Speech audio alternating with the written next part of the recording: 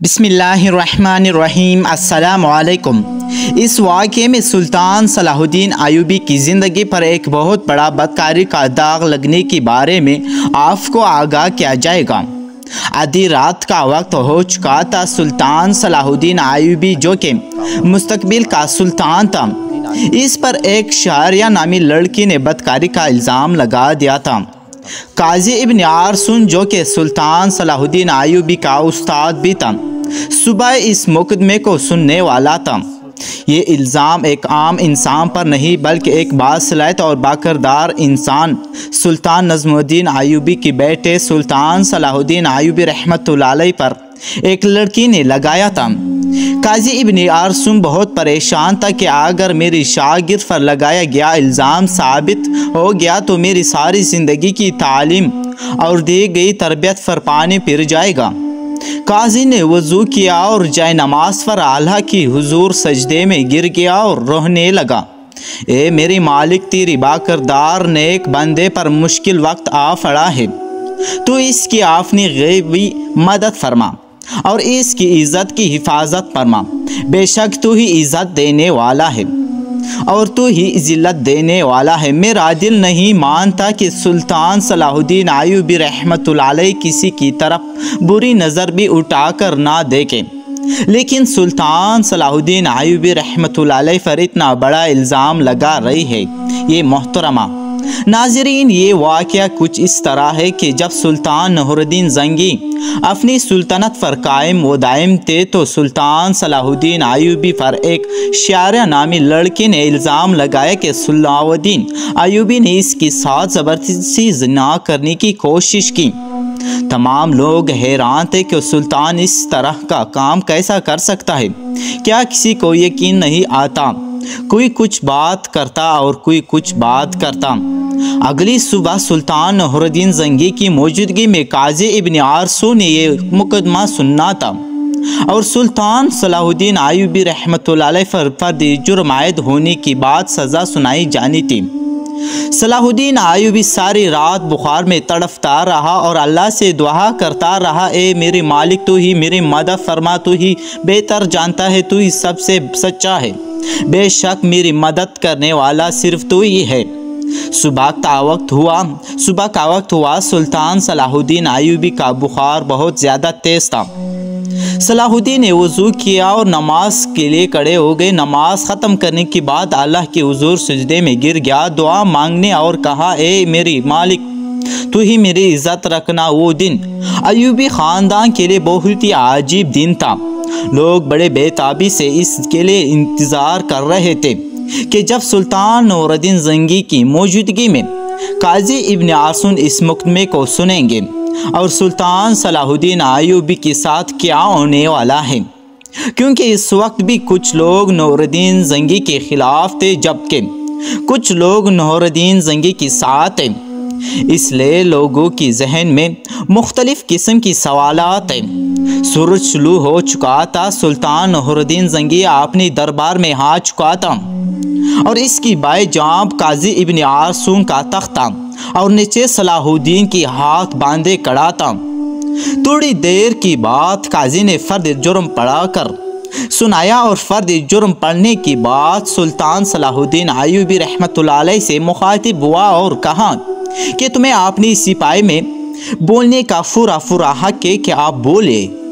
काजी की बात ख़त्म होते ही सुल्तान सलाहुद्दीन अय्यूबी रहमतुल्लाह अलैह ने काजी से मुखातिब होते हुए कहा, काजी साहब, जिस लड़की को मैंने देखा तक नहीं, इसके साथ कुछ बराह करने के बारे में सोच भी नहीं सकता हूँ। ये सुनते ही काजी साहब ने हुक्म दिया कि शारिया नामी लड़की को हाजिर किया जाए दरबार में। जब वो लड़की दरबार में हाजिर हुई तो लोगों की हैरत की इंतहा ना रही, क्योंकि इस लड़की का सारा जिस्म दांफा हुआ था और सिर्फ आंखें वो भी बड़ी मुश्किल से दिखाई दे रही थी। सलाहुद्दीन समझ नहीं पा रहा था कि जिस लड़की को मैंने देखा तक नहीं और वो मुझ पर इतना गुनान इल्ज़ाम क्यों लगा रही है। मुझसे आखिर ऐसी क्या कौन सी गलती जर्द हुई जो इस लड़की ने मुझ पर इतना बड़ा इल्ज़ाम लगा दिया। قاضی صاحب ارسن ارشال نامی لڑکی سے مخاطب ہوا اور پوچھا بتاؤ صلاح الدین ایوبی نے تمہارے ساتھ کیا کیا؟ تو اس لڑکی نے کہا میں اپنا بیان پہلے دے چکی ہوں، مزید ایسی باتیں کر کے میں اپنی مزید عزت خوار نہیں کروا سکتی۔ بخار بہت زیادہ ہونے کی وجہ سے سلطان صلاح الدین کا چہرہ زرد ہو رہا تھا اور ہاتھ کانپ رہے تھے، زبان پر بھی لرزہ طاری تھا۔ یہ دیکھ کر مجمع کے لوگ سمجھ گئے کہ یہ جھوٹ لگ رہا ہے۔ سلطان صلاح الدین ایوبی رحمۃ اللہ علیہ بے قصور نہیں ہے، اس میں قصور ہے۔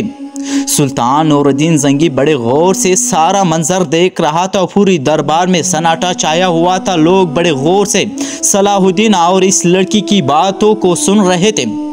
صلاح الدین ایوبی نے اس لڑکی سے کہا کہ کیا تمہیں اپنی رب سے ڈر نہیں لگتا کہ تم ایک بے قصور انسان پر اتنا بڑا الزام لگا رہے ہو؟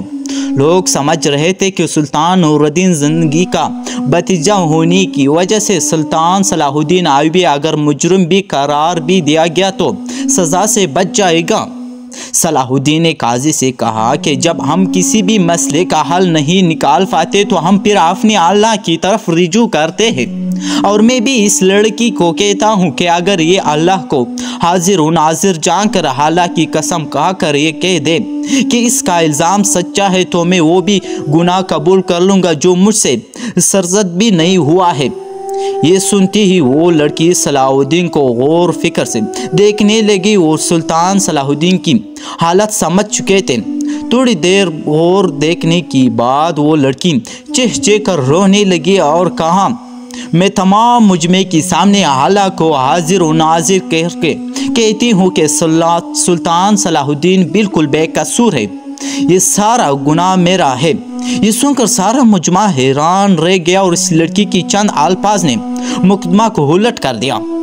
اتنے میں سلطان نور الدین زنگی نے دست سے اپنی کرسی سے اٹھایا اور اس لڑکی کو کہا کہ کیا تمہیں پتہ ہے کہ الزام تراشی کی تمہیں کتنی بڑی سزا مل سکتی ہے؟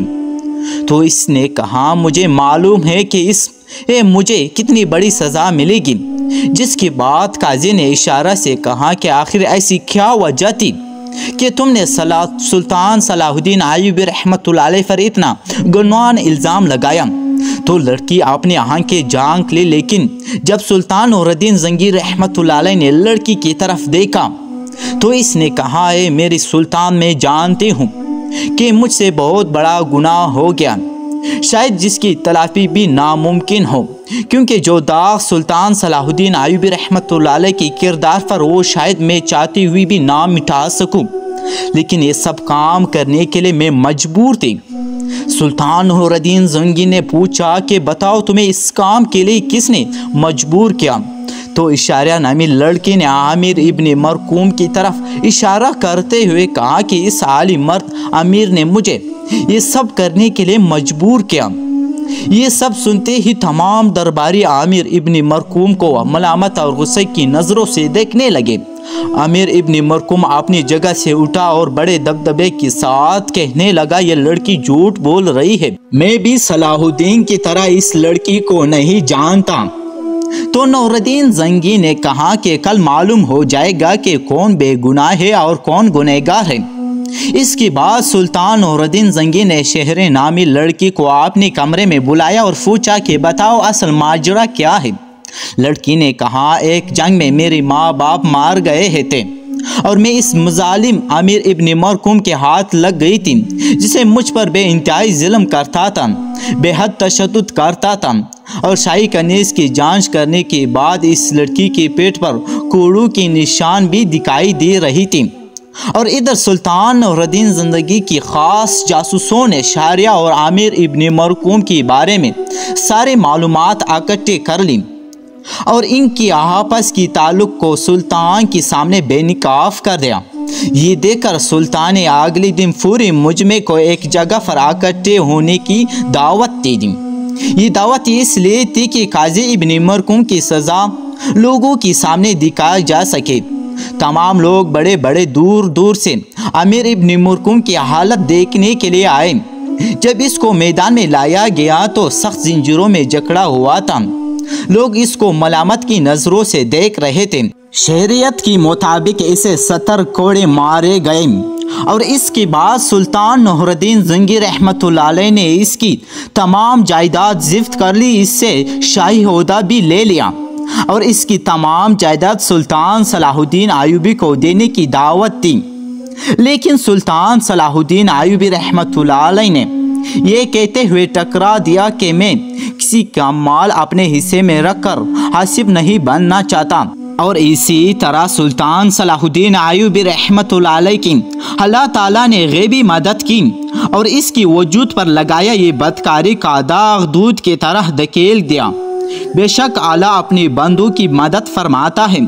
जो इंसान गुनाह बदकारी जिना से बचता है तो अल्लाह ताला इसकी मदद फरमाता है और जिसका कुलम कलाम वाक़या कुरान शरीफ में मौजूद है। हज़रत यूसुफ़ अलैहिस्सलाम के हवाले से जब ज़ुलेखा ने हज़रत यूसुफ़ अलैहिस्सलाम पर लगाया गया इससे भड़काया, इससे गुमराह करने की कोशिश की तो दरवाज़े बंद होने के बावजूद अल्लाह की गैबी मदद आई और अल्लाह ने इन्हें सरखुरू किया। लेकिन यहाँ सिर्फ इंसान का अपने रब पर भरोसा और अपने इमाम पर फख्तगी होनी चाहिए। दोस्तों, अगर आप लोगों ने इसी वीडियो से कुछ सबक सीखा तो मेरे वीडियो को लाइक करके चैनल को भी सब्सक्राइब कर लीजिए। बहुत शुक्रिया आप सबका।